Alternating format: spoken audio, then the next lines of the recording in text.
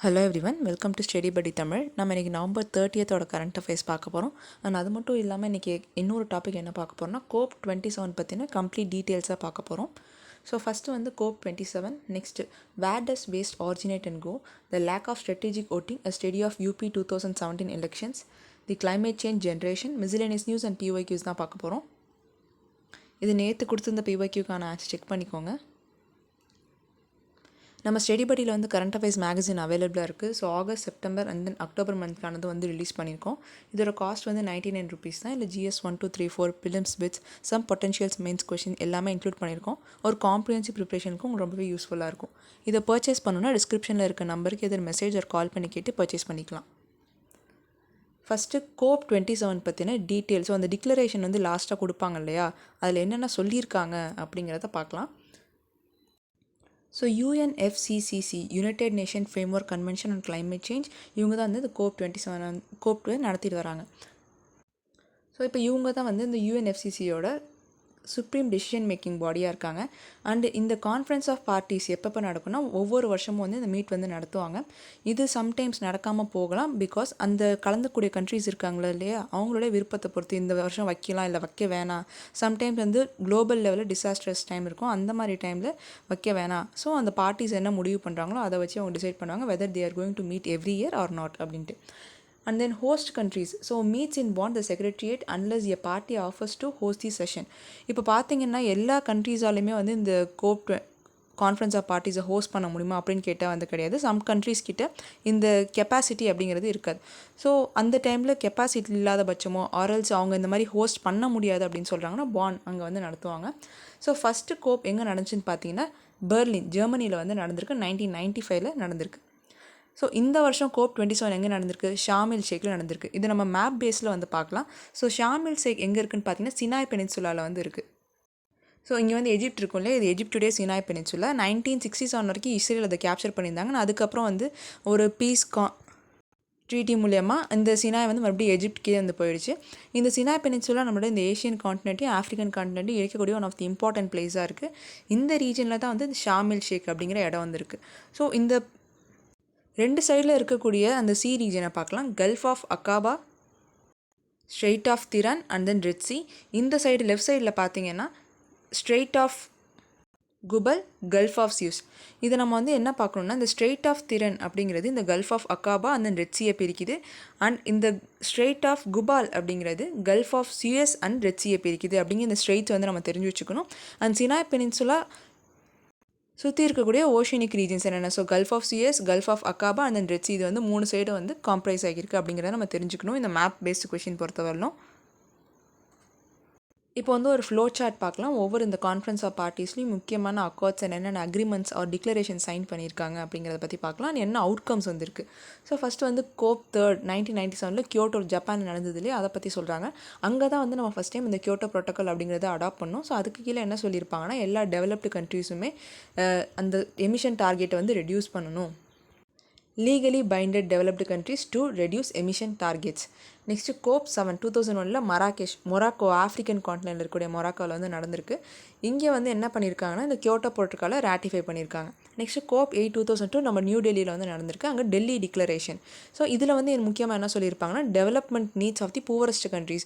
So developed nations கிட்ட வந்து இப்போது இந்த கிளைமேட் சேஞ்சுக்கு சமாளிக்கிற அளவுக்கு பணம் இருக்கும். வேறு டெவலப்பிங் நேஷன்ஸ் கிட்ட அந்த அமௌண்ட் வந்து இருக்காது இல்லையா.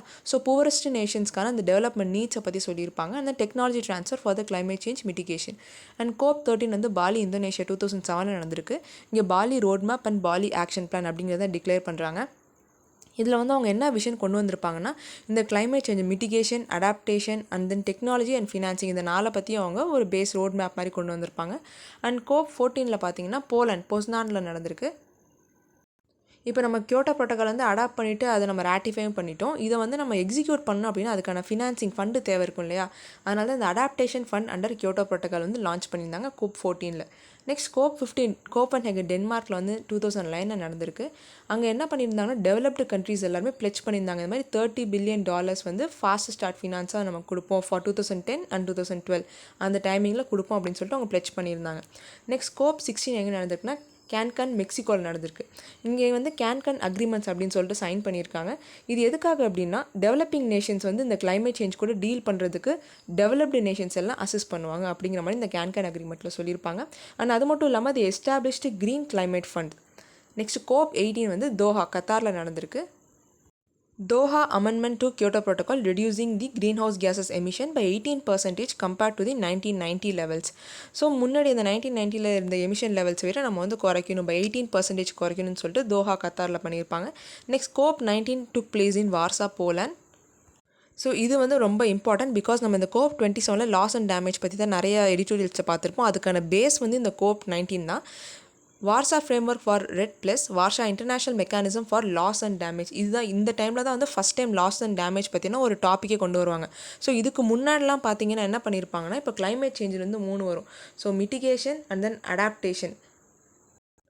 மிட்டிகேஷன் அப்படின்னா என்னென்னா, நம்ம இந்த கிளைமேட் சேஞ்ச் வரத்துக்கு முன்னாடி, ஸோ அதனால் வரக்கூடிய இந்த டேமேஜஸ்க்கு முன்னாடி நம்ம வந்து இந்த குளோபல் க்ரீன் ஹவுஸ் கேஸஸை வந்து ரெடியூஸ் பண்ணுறது, அந்த எமிஷன்ஸ் ரெடியூஸ் பண்ணுறது, அண்ட் நம்ம நிறைய ப்ரிவென்டிவ் ஒர்க்ஸ்லாம் பண்ணுவோம் இல்லையா, அது வந்து மிட்டிகேஷனில் வரும். அண்ட் அடாப்டேஷனில் வந்து என்ன அப்படின்னா, ஸோ இப்போ ட்ராட்லாம் நிறைய வருது இல்லையா, அதுக்கேற்ற மாதிரி நம்ம ட்ராட் ரெசிஸ்டன்ட் கிராப்ஸ்லாம் கண்டுபிடிக்கிறோம். அந்த பிரச்சனை இருக்கும், at the same time will be having solutions. அதை வந்து அடாப்டேஷன் அப்படின்னு சொல்லுவோம். இப்போ இது ரெண்டுமே பண்ணுறதுக்கு வி நீட் ஃபண்ட் இல்லையா, அது வந்து ஃபினான்ஸ் இந்த கிளைமேட் சேஞ்ச் டாப்பிக்கில் பார்ப்போம். அண்ட் அதுக்கப்புறம் என்னென்னு பார்த்தீங்கன்னா டெக்னாலஜி ட்ரான்ஸ்ஃபர். இது இந்த ஃபினான்ஸும் பண்ணிட்டாங்க, மிட்டிகேஷன் அடாப்டேஷனுக்கு அதுக்கான டெக்னாலஜி இருக்குது. ஆனால் இதை வந்து குளோபலில் இருக்கக்கூடிய எல்லா கண்ட்ரீஸ்க்கும் போய் சேரணும் அப்படின்னா we need technology transfer. So இந்த 4 விஷயம் தான் வந்து கிளைமேட் சேஞ்ச் வந்து முக்கியமாக இருந்தது. இதில் வந்து லாஸ் அண்ட் டேமேஜ் அதை பற்றி பேசியிருக்கவே மாட்டாங்க. ஸோ COP19 தான் ஃபஸ்ட் டைம் என்ன பண்ணியிருந்தாங்கன்னா இந்த லாஸ் அண்ட் டேமேஜ் பற்றி புதுசாக அவங்க கொண்டு வந்திருப்பாங்க. அண்ட் COP21 2015 பாரிஸ் ஃப்ரான்ஸில் வந்து நடந்தது. இந்த பாரிஸ் அக்ரிமெண்ட் அப்படிங்கிறது ரொம்பவே இம்பார்ட்டன்ட். ஏன்னா அப்போ தான் என்ன சொல்லியிருந்தாங்க, குளோபல் டெம்பரேச்சர் பிலோ 2 டிகிரி செல்சியஸில் வந்து நம்ம மெயின்டைன் பண்ணணும் அப்படின்னு சொல்லியிருப்பாங்க. அண்ட் கிளைமேட் ஃபினான்ஸ் வந்து ரிச் கண்ட்ரீஸ் டெவலப்பிங் கண்ட்ரீஸ்க்கு கொடுக்க வேண்டியிருக்கும். தே pledged around $100 billion by the rich countries. Next COP24 வந்து போலந்து நடந்திருக்கு. Rule book for the Paris agreement, actions to be taken as per the NDCs. So NDCs அப்படின்னா nationally determined contributions. ஒவ்வொரு கண்ட்ரீஸும் வந்து இந்த Paris agreement படி என்ன அவங்க target வச்சுருக்காங்களோ அதை அச்சீவ் பண்ணுறதுக்கு ஹெல்ப் பண்ணுறது. ஸோ அதான் வந்து COP24. நெக்ஸ்ட் COP26 கிளாஸ்கோ யூகேயில் என்ன சொல்லியிருப்பாங்கன்னா, இந்தியா வந்து நெட் ஜீரோ டார்கெட்ஸ் பற்றி அறிவிச்சிருப்பாங்க. ஸோ நம்ம வந்து 2070 நெட் ஜீரோ அச்சீவ் பண்ணிடுவோம். And then India call for phase down of coal based power, Glasgow breakthrough agenda by 41 countries plus India. So இதெல்லாம் பார்த்தீங்கன்னா COP26 வந்து டிக்ளரேஷனாக இருக்கும் அட் லாஸ்ட்டில். அண்ட் நெக்ஸ்ட்டு COP27 இதான் வந்து 2022 இப்போ ஷார்ம் எல் ஷேக்கில் எஜிப்டில் நடந்திருக்கு. இதில் முக்கியமாக என்னென்ன லாஸ்ட் நம்ம கன்க்ளூஷன் கொடுத்துருப்பாங்கன்னா, லாஸ் அண்ட் டேமேஜ் ஃபண்ட் பற்றி பேசியிருப்பாங்க. And then USC $3.1 billion plan for early warning systems. இப்போ பார்த்தீங்கன்னா நம்ம குளோபல் லெவலில் எல்லா கண்ட்ரீஸ்லையுமே இந்த இயர்லி வார்னிங் சிஸ்டம் இருக்கான்னு பார்த்தா அது கிடையாது. இப்போ நம்ம இந்தியா கிட்ட வேணால் இந்த சுனாமிக்கு அண்ட் தென் மற்ற டிசாஸ்டர்ஸ்லாம் இயர்லி வார்னிங் சிஸ்டம் இருக்குது. வேறு இப்போ ஆஃப்ரிக்கன் கான்டினென்ட் எடுத்துக்கிட்டிங்கன்னா அங்கே நிறைய டிசாஸ்டர் வரும், ஆனால் அவங்ககிட்ட அந்தளவு டெக்னாலஜி டெவலப்மெண்ட் இல்லை இல்லையா. ஸோ எல்லா கண்ட்ரீஸ்க்கும் இந்த இயர்லி வார்னிங் சிஸ்டம் கிடைக்கணுங்கிற பட்சத்தில் USD அரௌண்ட் $3.1 billion பிளான் வந்து கொடுத்துருப்பாங்க. And G7 led global shield financing facility for countries suffering climate disasters. G7 countries பார்த்திங்கன்னா ரொம்பவே ஒரு பெரிய ரோல் ப்ளே பண்ணுறாங்க நம்ம குளோபல் ஃபினான்சிங்கை பொறுத்தவரையிலையும். அவங்க என்னென்னா எந்தெந்த கண்ட்ரீஸ்லாம் இந்த மாதிரி, ஸோ முக்கியமாக developing nations or poor nations climate சேஞ்சினால சஃபர் ஆகுறாங்களோ, டிசாஸ்டர்ஸ்னால சஃபர் ஆகுறாங்களோ, அவங்களுக்கும் ஒரு ஃபினான்சிங் ஃபெசிலிட்டி ஏற்படுத்தி தரதாக சொல்லியிருப்பாங்க. Next African carbon market initiative, action for water, இது வந்து அவேர் அப்படின்னு சொல்லுவாங்க, அவேர் இனிஷியேட்டிவ். இது பற்றின டீட்டெயில்ஸை நம்ம அடுத்தடுத்த ஸ்லைடில் பார்க்கலாம். ஜஸ்ட் டாபிக் மட்டும் இதில் தெரிஞ்சு வச்சுக்கலாம். Action for water adaptation resilience initiative, mangrove alliance, India's long term low emission development strategy. So இது எல்லாமே பார்த்தீங்கன்னா COP27 வந்து அவுட்கம்ஸ். இப்போது COP27 என்ன இஷ்யூவாக இருந்தது அப்படிங்கிறத பார்க்கலாம். இந்த ஜெர்னலிஸ்டிக்காக பார்க்கலாம். என்ன சொல்லியிருப்பாங்கன்னா, நம்ம முன்னாடி என்ன சொல்லியிருந்தேன், இந்த மிட்டிகேஷன் அந்த அடாப்டேஷன் இதுக்கான ஃபினான்சிங் வந்து கொடுப்பாங்க, அந்த டெக்னாலஜி ட்ரான்ஸ்ஃபர் அப்படிங்கிறது நடந்துருக்கும். ஸோ கிளைமேட் சேஞ்சை பொறுத்தவரையிலையும் இந்த ரெண்டும் தான் வந்து முக்கியமாக இருந்திருக்கு. ஆனால் இப்போ ரீசெண்டாக நம்ம என்ன கொண்டு வந்திருக்கோம், இந்த லாஸ் அண்ட் டேமேஜ் ஃபண்ட் அப்படிங்கிறது கொண்டு வந்திருக்கோம். ஆல்ரெடி வந்து டெவலப்டு நேஷன்ஸ் இருக்காங்க இல்லையா, அவங்க வந்து டெவலப்பிங் நேஷன்ஸ்க்கு ஃபண்டு கொடுத்துட்டு இருந்தாங்க under mitigation and adaptation. So அந்த ஃபண்டை கொடுத்துட்ருக்காங்க. இப்போ லாஸ் அண்ட் டேமேஜ் ஃபண்ட் அப்படிங்கிறத புதுசாக இன்க்ளூட் பண்ணுங்க அப்படின்னு சொல்லியிருக்காங்க இந்த டெவலப்பிங் நேஷன்ஸ் எல்லாம்.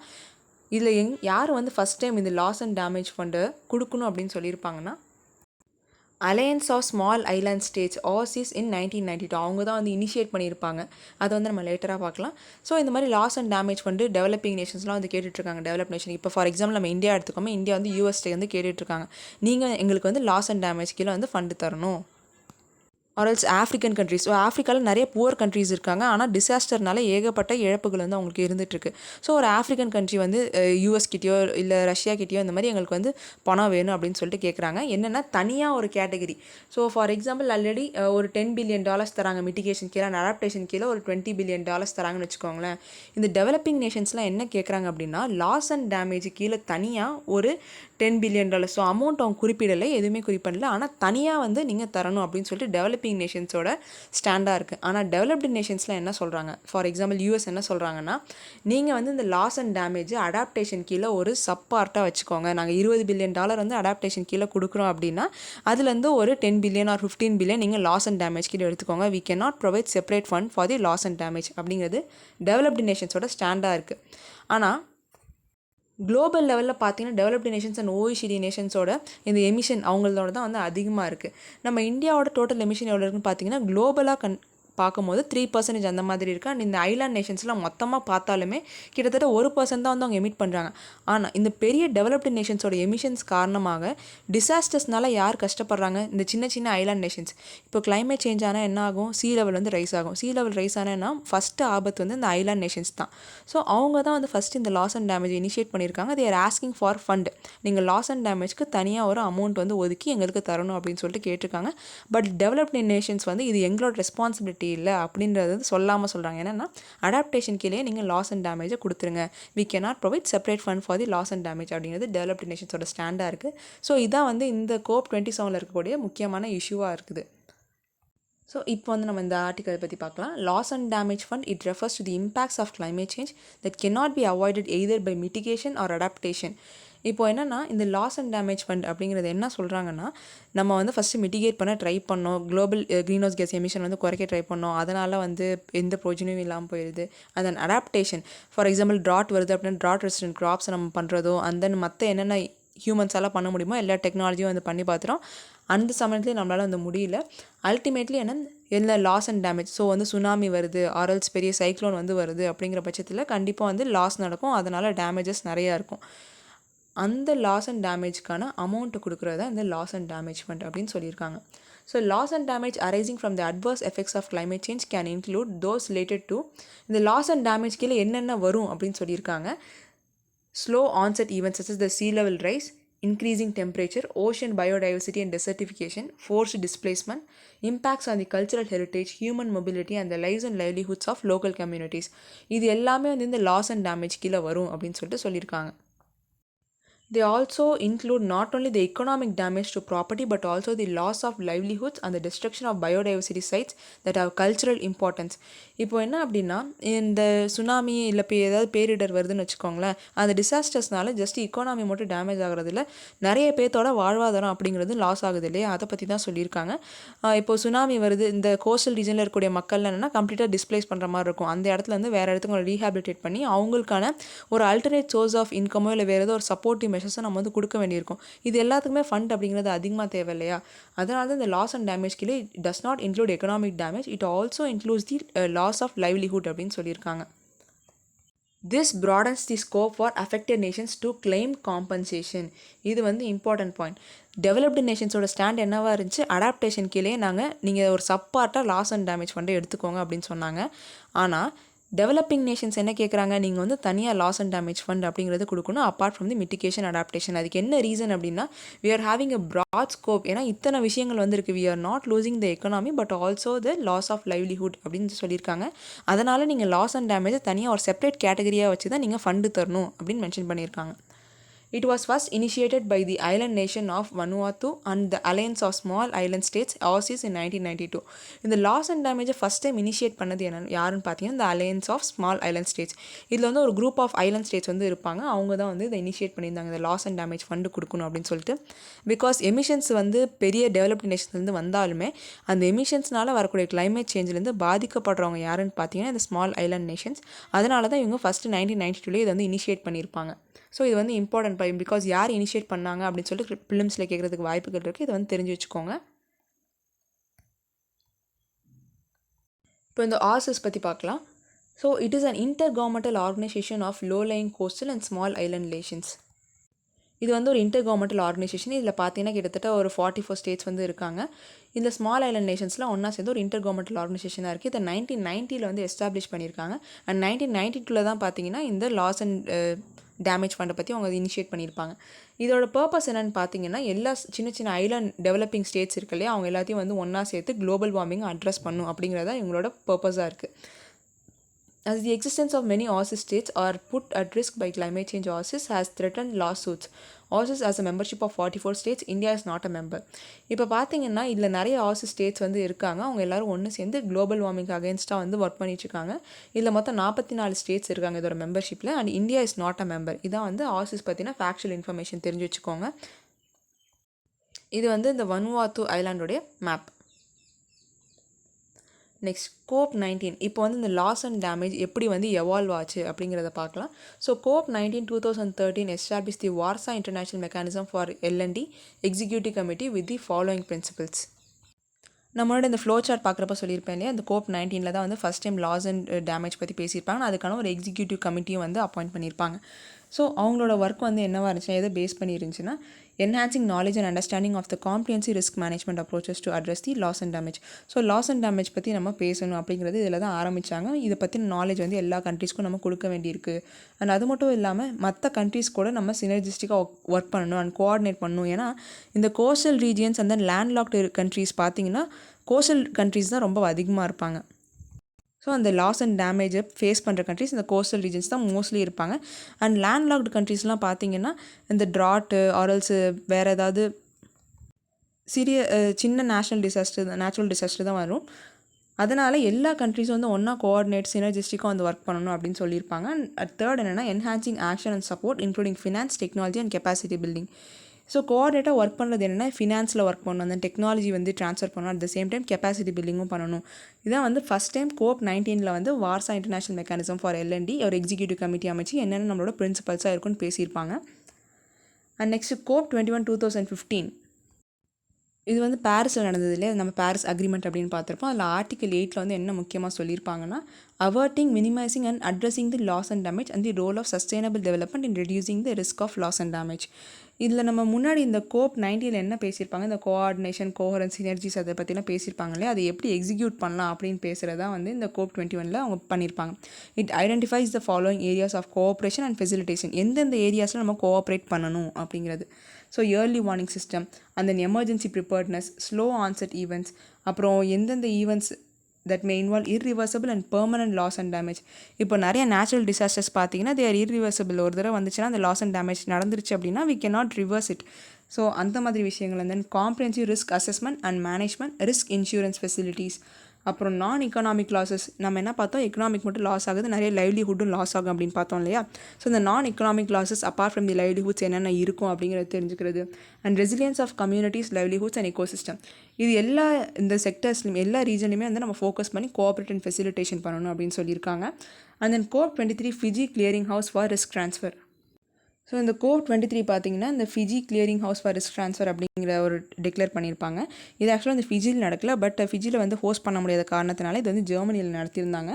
இதில் என்ன ரெக்வஸ்ட் பண்ணியிருப்பாங்க, என்ன COP21 ரெக்வஸ்ட் பண்ணது என்ன பண்ணியிருப்பாங்கன்னா, executive committee to establish clearing house for risk transfer. அதன்படி இந்த COP23 அவங்க எக்ஸிக்யூட் வந்து பண்ணியிருப்பாங்க. இது வந்து என்னென்னா it serves as a repository for information on the insurance and risk transfer to facilitate parties. இந்த மாதிரி ரிஸ்க் ட்ரான்ஸ்ஃபர் வந்து எப்படி பண்ணலாம், என்ன மாதிரி எக்ஸிக்யூட் பண்ணலாம் அப்படிங்கிறத தெரிஞ்சுக்கிறத இந்த எக்ஸிக்யூட்டிவ் கமிட்டி அமைக்கணும்னு வந்து COP21 ரெக்வஸ்ட் பண்ணபடி COP23 இதை வந்து பண்ணிட்டாங்க. Next COP25 Santiago network for technical assistance. இதில் என்ன சொல்லியிருப்பாங்கன்னா, technical assistance of relevant organisation and stakeholders வந்து அந்த அரேஞ்ச்மெண்ட்ஸ் ஃபார் ஃபண்டிங் ஆஃப் ஆக்டிவிட்டீஸை வந்து எப்படி பண்ணணும், ஸோ ஜாயிண்ட்டாக என்ன மாதிரி பண்ணலாம் அப்படிங்கிற மாதிரி டிஸ்கஸ் பண்ணணும்னு சொல்லியிருப்பாங்க. ஸோ அப்படி பண்ணுறது மூலயமா நான் எப்படி ultimately we can reduce the adverse impacts of climate change. And COP26 Glasgow dialogue, அங்கே வந்து இதை பற்றி அகெயின் கிட்டத்தட்ட அதே தான் பேசியிருப்பாங்க. ஃபண்டிங் ஆக்டிவிட்டீஸ் வந்து என்ன மாதிரி பண்ணலாம், ஸோ யார் வந்து கொடுக்கலாம் அப்படின்னு பேசியிருப்பாங்க.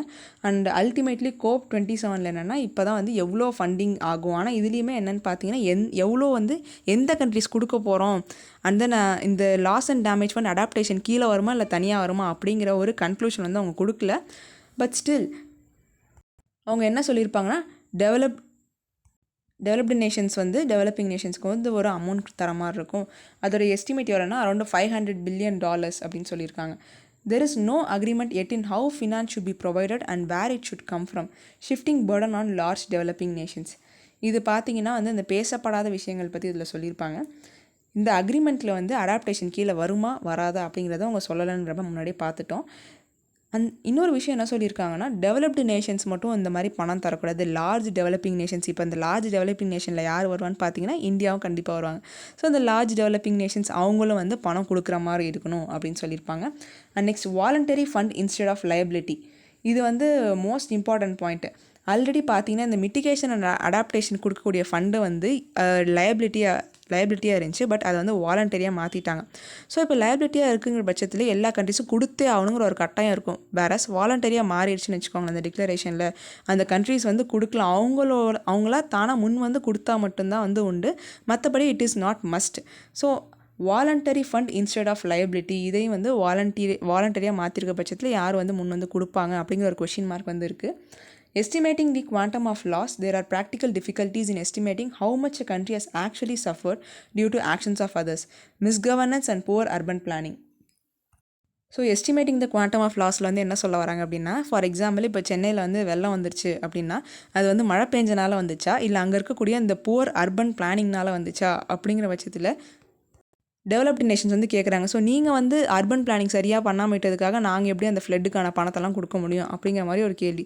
பட் ஆக்சுவலாக என்ன தான் நம்ம பெட்டராக அர்பன் பிளானிங் பண்ணியிருந்தாலுமே மழை அதிகமாக பெஞ்சால் ஃப்ளட் கண்டிப்பாக வந்து வந்தே தான் தீரும். ஸோ அதை தான் இந்த பாயிண்டில் கிரிட்டிசைஸ் பண்ணி சொல்லியிருப்பாங்க. Example miss governance and poor urban planning. இந்த மாதிரி மற்ற கண்ட்ரிஸ் பண்ணுற இந்த அர்பன் பிளானிங் மிஸ்டேக்னால நாங்கள் எப்படி ஃபண்டு தர முடியும் அப்படின்னு வந்து டெவலப்டு நேஷன்ஸ்லேருந்து ஒரு கொஷின் மார்க் வந்து இருக்குது. ஸோ இந்த 3 பாயிண்ட் வந்து ரொம்பவே இம்பார்ட்டண்ட். ஸோ இது எல்லாமே பார்த்தீங்கன்னா இந்த COP19 வந்து அந்த எக்ஸிக்யூட்டிவ் கமிட்டி என்ன பிரின்சிபல் வச்சுருப்பாங்களோ அது எப்படி நம்ம கொண்டு வரலாம் அப்படின்னு சொல்லிட்டு ஒவ்வொரு கோப்லேயும் ஒவ்வொரு பாயிண்ட் வந்து அவங்க பேசியிருப்பாங்க. இப்போது ப்ரிலிம்ஸ் பாயிண்ட் ஆஃப் வியூவில் பார்த்தீங்கன்னா இந்த Fiji clearing house for risk transfer is related to loss and damage. And then Santiago network for technical assistance இது வந்து ரிலேட்டட் டு எது அப்படின்னு பார்த்தீங்கன்னா இந்த loss and damage fund. And Glasgow dialogue இதெல்லாம் வந்து எதுக்கு ரிலேட்டட் அப்படிங்கிற மாதிரி கொஷின் கேட்கலாம். இது வந்து ப்ரிலிம்ஸ் பாயிண்ட் ஆஃப் வியூவில் பார்த்து வச்சுக்கோங்க. இந்த COP27 வேறு என்ன கன்க்ளூட் பண்ணியிருக்காங்க அப்படின்னு வந்து பார்க்கலாம். அவங்க என்னென்னா ஃபினான்ஸ் வந்து யார் பண்ண போகிறோம் அப்படிங்கிறத சொல்ல, பட் அந்த ஃபினான்சிங்கான அமௌண்ட் வந்து எவ்வளோ இருக்கும் அப்படிங்கிற ஒரு எஸ்டிமேஷன் வந்து அவங்க கொடுத்துருக்காங்க. It is set about $4 trillion had to be invested in the renewable energy sector every year till 2030 if the 2050 net zero target has to be achieved. இப்போ என்னன்னா நம்ம 2050 குளோபல் லெவலில் இந்த நெட் ஜீரோ டார்கெட்டை அச்சீவ் பண்ண அப்படின்னு நினைக்கிறோம். அப்படி நம்ம வந்து அச்சீவ் பண்ணணும்னா ஒவ்வொரு வருஷமும் நம்ம இந்த ரினியூவபிள் எனர்ஜி செக்டர் வந்து இம்ப்ரூவ் பண்ணுறதுக்கு அரௌண்ட் $4 trillion வந்து நமக்கு தேவைப்படுது அப்படின்னு சொல்லியிருக்காங்க. இப்போ குளோபல் லெவலில் பார்த்தீங்கன்னா நமக்கு வரக்கூடிய எனர்ஜி வந்து it is coming from both ஃபோசில் fuels and then renewable energy. ஆனால் கிட்டத்தட்ட 65% வந்து நமக்கு இந்த ஃபோசிலிருந்து தான் வருது. ரிமைனிங் 35% மட்டும்தான் we are using renewable energy அப்படின்னு சொல்லியிருக்காங்க. இந்த 35% அப்படிங்கிறது 2030 டைமில் வந்து அரௌண்ட் 75% வந்து மாறணும். So 75% of the energy should come from the renewable sources அப்படின்னு வந்து எஸ்டிமேட் பண்ணியிருக்காங்க. To meet the growing demand for power while limiting the global warming to 1.5 degree Celsius. நம்ம வந்து 1.5 degree Celsius மெயின்டைன் பண்ணணும் அப்படின்னா by 2030 we should have increased the renewable energy sources by 75% in the global level. Apart from this renewable sector அடிஷ்னலாக நமக்கு வந்து around $4 to 6 trillion வந்து ஒவ்வொரு வருஷமும் தேவைப்படுது. எதுக்காக அப்படின்னு பார்த்தீங்கன்னா லோ கார்பன் எக்கானமியை நம்ம மெயின்டைன் பண்ணுறதுக்காக நமக்கு இந்த அமௌண்ட் தேவைப்படுது. அண்ட் அது மட்டும் இல்லாமல் அந்தந்த கண்ட்ரீஸோடைய ஒரு NDCs இருக்குல்ல, நேஷனலி டிட்டர்மைன்ட் கான்ட்ரிபியூஷன்ஸ், அதை வந்து அவங்களோட பிளான்ஸ் அச்சீவ் பண்ணணும் அப்படின்னா 2030 முன்னாடி each and every countries need about $5.9 trillion அப்படின்னு சொல்லியிருக்காங்க. ஸோ அவங்களோட இந்த கிளைமேட் ஆக்ஷன் பிளானை இம்ப்ளிமெண்ட் பண்ணுறதுக்காக. Next call for reforming global financial systems. இந்த குளோபல் ஃபண்டிங் ஏஜென்சிஸ் இருக்காங்களே லைக் வேர்ல்டு பேங்க் அந்த IMF அவங்களாம் இந்த கிளைமேட் ஆக்ஷனை சப்போர்ட் பண்ணுற விதமாக இந்த பர்டிகுலர் கிளைமேட் சேஞ்சை வந்து நம்ம ரெடியூஸ் பண்ணுறதுக்காக என்னென்ன இனிஷியேட்டிவ் எடுத்திருக்கோமோ அதுக்கு வந்து ஃபண்டு பத்தலை அப்படிங்கிற பட்சத்தில் if any country is asking for money இவங்க IMFஓ இல்லை வேர்ல்டு பேங்க்கோ இல்லை மற்ற ஃபினான்ஷியல் இன்ஸ்டிடியூஷன்ஸோ காஸ்ட் ஆஃப் பாரோயிங்கை கம்மியாக கொடுக்கணும் ஃபார் த கிளைமேட் அடாப்டேஷன் அப்படின்னு சொல்லியிருக்காங்க. Next carbon market to channelise the private finance. So transparency double counting issue still persist that leads to greenwashing. இப்போ நம்ம இந்த கார்பன் கிரெடிட் பற்றி ஆல்ரெடி பார்த்துருப்போம். என்ன அப்படின்னா ஃபார் எக்ஸாம்பிள் இப்போ இந்தியா இருக்காங்கன்னு வச்சுக்கோங்களேன். இந்தியா வந்து ஒரு 100 tons ஆஃப் கார்பன் எமிஷன் வந்து ரெடியூஸ் பண்ணும் அப்படின்னு வந்து சொல்லியிருக்காங்க. அண்ட் தென் ஒரு ஸ்ரீலங்கா வந்து ஒரு 50 tons இந்த மாதிரி ஒரு டார்கெட் வந்து கொடுத்துருக்காங்க. நம்ம இந்தியா என்ன பண்ணுறோம் 120 tons வந்து ரெடியூஸ் பண்ணிடுறோம். பட் ஸ்ரீலங்காவால் முடியல. They reduce just 30 tons of carbon emission வந்து பண்ணியிருக்காங்க. ஸோ அப்போ நம்ம என்ன பண்ணுவோம்னா இந்த ரிமைனிங் 20 tons இருக்கு இல்லையா இதுக்கான ஒரு சர்டிஃபிகேட் வந்து வாங்கிடும். ஸோ கார்பன் கிரெடிட் வந்து சர்டிஃபிகேட் வாங்கிடுவோம். இந்த சர்டிஃபிகேட் வந்து ஸ்ரீலங்காத்தை விற்றுட்டு we can get money from Sri Lanka. So இது வந்து கார்பன் கிரெடிட் அப்படின்னு சொல்கிறாங்க. இப்போ என்னென்னா நம்ம இந்த சர்டிஃபிகேட் வந்து வாங்காமல் நம்ம 120 வந்து அப்படியே போட்டுடுறோம். அண்ட் தென் ஸ்ரீலங்காவை என்ன பண்ணிடுறாங்க 50 tons எமிஷன் வந்து ரெடியூஸ் பண்ணிடுறாங்க. இப்போ என்ன ஆகுதுன்னா இந்த டைமில் தான் வந்து டபுள் கவுண்டிங் அப்படிங்கிறது நடக்கும். இன்கேஸ் ஸ்ரீலங்கா வந்து 50 பண்ணாமல் 30 மட்டும்தான் வச்சுருக்காங்க அப்படிங்கிற பட்சத்தில் ஆர்எல்ஸ் நம்ம இந்தியா வந்து 120 அப்படியே வந்து கவுண்ட் பண்ணிடுவாங்க. ஸோ சிம்பிளாக சொல்லணும்னு பார்த்தீங்கன்னா நம்ம ஆக்சுவலாக வந்து 100 தான் பண்ணியிருப்போம். ரிமைனிங் 20 கிரெடிட் வந்து ஸ்ரீலங்காட்ட விற்றுருப்போம். ஸோ அப்போ தான் வந்து உங்களுக்கு 115 வரும். ஸோ ஓவரால் வந்து 150 அப்படி ஆகிரும். ஆனால் என்ன பண்ணிடுவாங்கன்னா இந்த 120 அப்படியே வச்சுட்டு ஸ்ரீலங்காலையும் வந்து 50 அப்படின்னு பண்ணிட்டாங்கன்னா இட் வில் லீட் டு 170. இதுதான் வந்து டபுள் கவுண்டிங் சொல்கிறாங்க. இந்த டபுள் கவுண்டிங் இஷ்யூ அப்படிங்கிறது இருக்குது. அண்ட் அது மட்டும் இல்லாமல் க்ரீன் வாஷிங் அப்படின்னு சொல்கிறாங்க. ஏன்னா இந்த நிறைய ப்ரைவேட் கம்பெனிஸ் வந்து நாங்கள் குளோபல் எமிஷன்ஸ் ஸோ இந்த கார்பன் எமிஷன்லாம் வந்து பெரிய அளவு பண்ணுறது இல்லை, நாங்கள் ரொம்ப எக்கோ ஃப்ரெண்ட்லியான கம்பெனி அப்படி வந்து வெளியே சொல்லிட்டு இருப்பாங்க. பட் ஆக்சுவலி என்ன நடக்கும்னா they also emit more carbon in to the environment. So அதை தான் வந்து க்ரீன் வாஷிங் அப்படின்னு சொல்லுவாங்க. இந்த மாதிரி விஷயங்கள்லாம் நடக்காமல் இருக்கணும் அப்படின்னா carbon markets has to be establish and it should channelise the private finance. So எப்படி வந்து அவங்க இந்த கார்பன் கிரெடிட் கொடுக்குறாங்க அண்ட் டபுள் கவுண்டிங்லாம் இல்லாமல் பார்த்துக்கிறாங்களா அப்படின்னு சொல்லிட்டு இந்த கார்பன் மார்க்கெட் எஸ்டாப்ளிஷ் ஆகணும்னு சொல்லியிருப்பாங்க. ஸோ இது ஓவரால் பார்த்தீங்கன்னா அந்த estimates. Apart from the loss and damage front இந்த COP27 வேறு நிறைய இனிஷியேட்டிவ்ஸ் வந்து எடுத்திருக்காங்க. அதை பற்றி பார்க்கலாம். ஸோ ஃபஸ்ட்டு இதை பற்றி சொல்கிறாங்கன்னா early warnings for all initiative. நம்ம முன்னாடி பார்த்துருந்தோம் இல்லையா around 1/3 of the world and 60% of Africa lacks access to early warning system. அதனால் வந்து அடுத்த ஒரு 5 வருஷத்தில் நம்ம யூனிவர்சல் கவரேஜ் வந்து பண்ணணும். ஸோ அவங்களுக்கு வந்து இயர்லி வார்னிங் சிஸ்டம் எல்லாத்துக்கும் இருக்க மாதிரி நம்ம பண்ணணும்னு சொல்லியிருப்பாங்க. இந்த இனிஷியேட்டோட 4 பில்லர் என்னென்னு பார்த்தீங்கன்னா disaster risk knowledge, observation and forecasting, preparedness and response and dissemination and communication. So yearly warnings for all அப்படிங்கிறது அடுத்த இனிஷியேட்டிவ் இந்த COP27 மூலியமாக அவங்க கொண்டு வந்திருக்காங்க. And next technology mechanism. இப்போ நம்ம வந்து இந்த கிளைமேட் சேஞ்ச் பற்றி பார்க்குறப்ப நம்ம பார்த்தா mitigation, adaptation, financing and technology transfer. இந்த டெக்னாலஜி ட்ரான்ஸ்ஃபர் எப்படி பண்ண போகிறோம் அண்ட் என்ன மாதிரி ரெகுலேட் பண்ண போகிறோங்கிறத வந்து தெரிஞ்சுக்கிறதுக்காக தான். ஸோ அதை ப்ராப்பராக ரெகுலேட் பண்ணுறதுக்காக தான் இந்த டெக்னாலஜி மெக்கானிசம் அப்படிங்கிறத கொண்டு வந்தாங்க. ஸோ டெக்னாலஜி எக்ஸிக்யூட்டிவ் கமிட்டி இவங்க தான் வந்து இதுக்கான பாலிசி மேக்கிங் பாடி. அண்ட் இதை யார் எக்ஸிக்யூட் பண்ணுவாங்க அப்படின்னு பார்த்தீங்கன்னா இந்த climate technology centre and network. So இந்த பாடியை வந்து இம்ப்ளிமெண்ட் பண்ணது வந்து UNEP.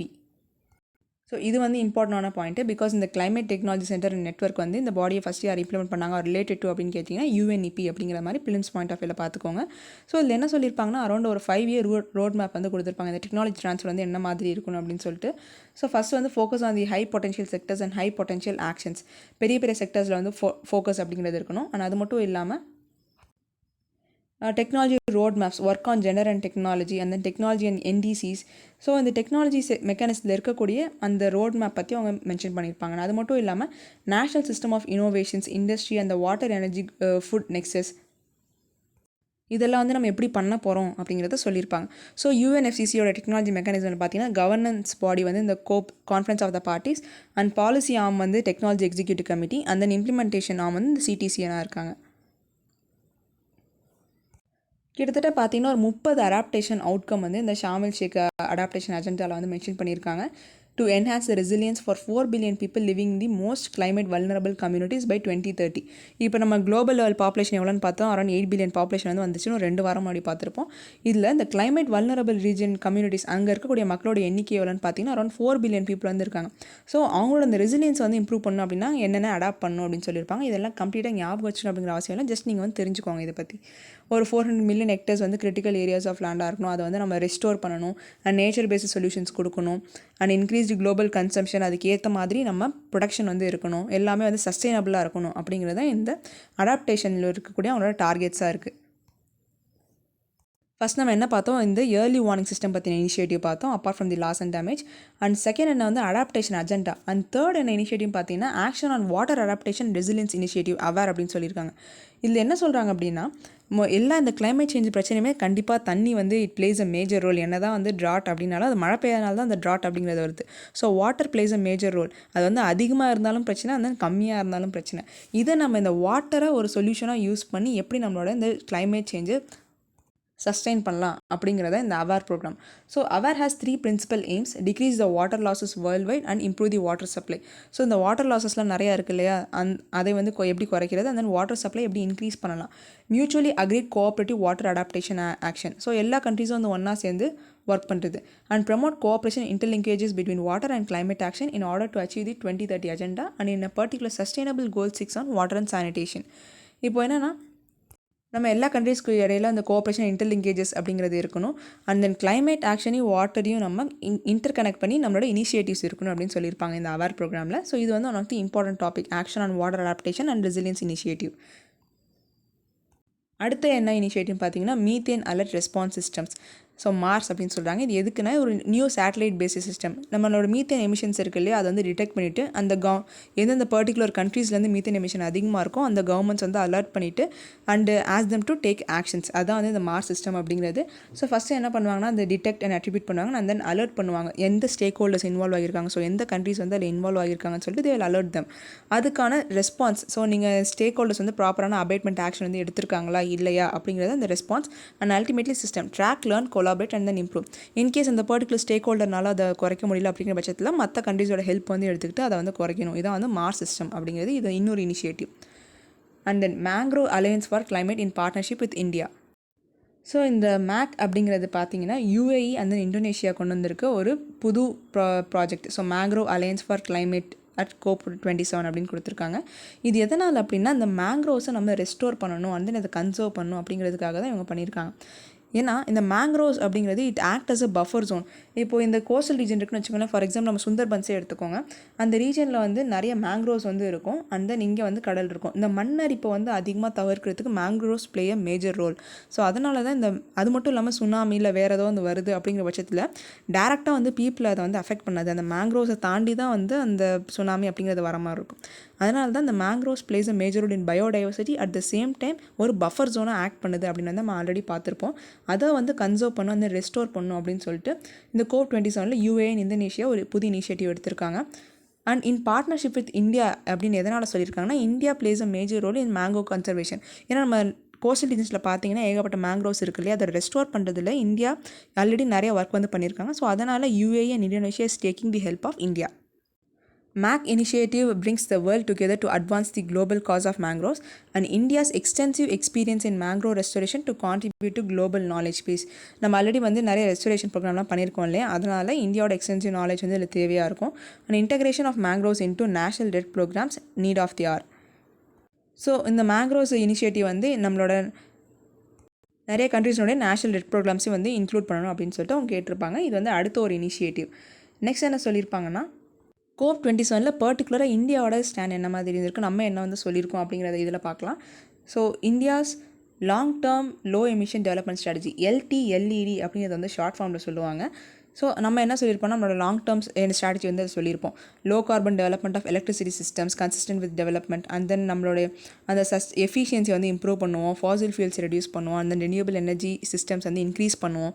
இது எல்லாமே வந்து சொல்லியிருப்போம். இது வந்து இந்த long term low emission development strategy பற்றி நம்ம டீட்டெயிலாக ஆல்ரெடி நிறைய ஆர்டிகளில் பார்த்துருப்போம். அதில் தான் வந்து அந்த பாயிண்ட்ஸை அதை மென்ஷன் பண்ணியிருக்காங்க. ஸோ CO2 ரிமூவல் வந்து இருக்கும், அது பண்ணுறதுக்கான இன்ஜினியரிங் சொல்யூஷன்ஸ் என்னென்ன இருக்கும் அப்படிங்கிறதெல்லாம் கொண்டு வர போகிறோம்னு சொல்லியிருப்பாங்க. அண்ட் அது மட்டும் இல்லாமல் economic and financial aspects of low carbon டெவலப்மெண்ட்டுக்கு எவ்வளோ அமௌண்ட் தேவைப்படும் அப்படின்ட்டு நம்ம இந்தியாவோட LTLEDயில் மென்ஷன் பண்ணியிருப்பாங்க. So apart from all these initiatives இன்னும் ஒரு சில இனிஷியேட்டிவ்ஸ் அதில் மென்ஷன் பண்ணியிருக்காங்க என்னென்னா African carbon market initiative.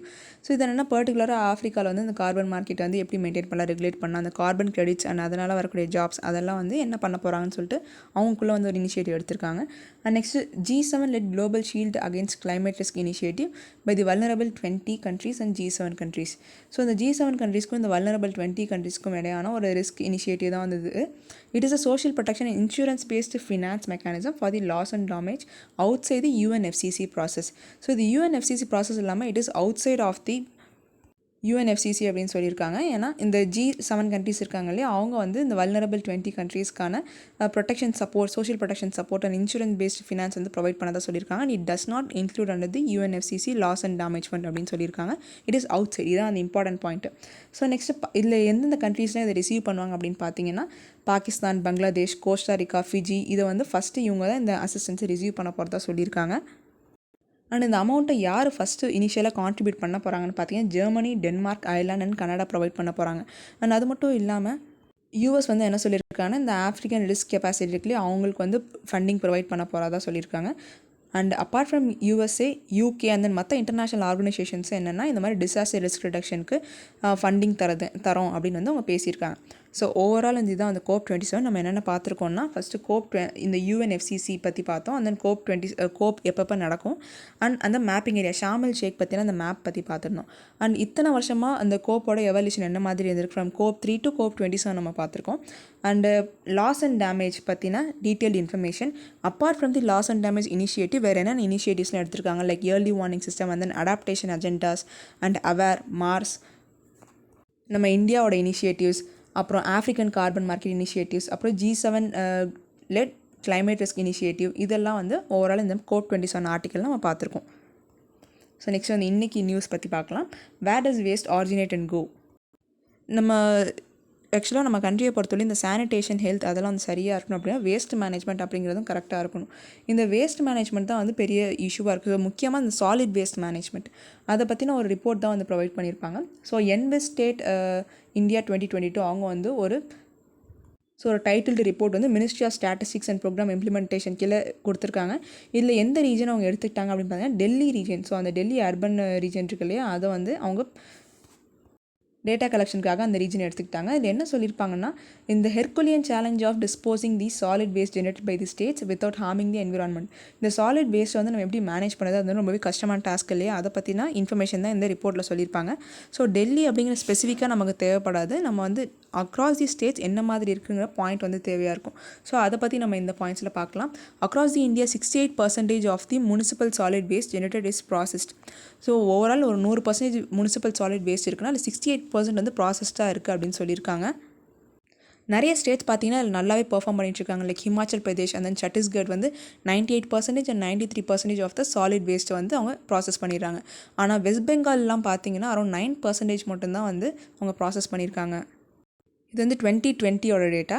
And then 87% of the biomedical waste was treated. So around 100%ல் 87% ஆஃப் த பயோமெடிக்கல் வேஸ்ட் வந்து ட்ரீட்டட் பண்ணிடுறாங்க. அண்ட் 17 states and 5 union territories have already achieved 100% biomedical waste treatment. இது வந்து important point. Because around 17 states and 5 UTs வந்து 100% of the biomedical waste வந்து கம்ப்ளீட்டாக treat பண்ணிடுறாங்க. ஆனால் பீகார் அண்ட் சத்தீஸ்கர்லாம் பார்த்தீங்கன்னா அரௌண்ட் 29% அது மட்டும்தான் வந்து ட்ரீட் பண்ணியிருக்காங்க அப்படின்னு சொல்லியிருக்காங்க. அண்ட் அது மட்டும் இல்லாமல் hazardous waste generated was recycled and utilise. Hazardous waste இருக்கு இல்லையா, அது வந்து அரௌண்ட் 45% நம்ம கண்ட்ரியோட ஆவரேஜாக ப்ராசஸ் பண்ணப்படுது. So it is recycled and utilised. Most of the states lag in this indicator. So நிறைய ஸ்டேட்ஸ் வந்து இதில் தான் வந்து லேக் ஆகுறாங்க. கிட்டத்தட்ட of the 30 states analyzed, in 13 less than 50% was recycled and utilized, and in 22 of them less than 75% was recycled and utilized.